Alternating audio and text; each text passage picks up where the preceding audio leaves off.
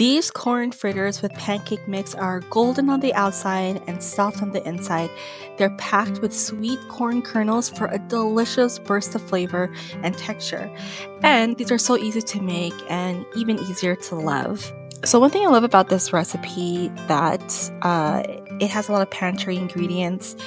Um, it does call for pancake mix. If you don't have pancake mix, I do have a recipe that teaches you how to make just a regular pancake mix. So I'll make sure to link that in the comment section or description box. But I prefer to use like a light and fluffy.